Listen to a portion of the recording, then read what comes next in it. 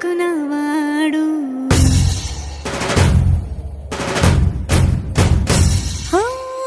మాట పెడుసైనా మనసులో వెన్న రాయిలా ఉన్నవాడిలోన దేవుడెవరికి తెలుసును నాకన్నా సూసేకి అగ్గిరవ్వ మాదిరే ఉంటాడే నా సవే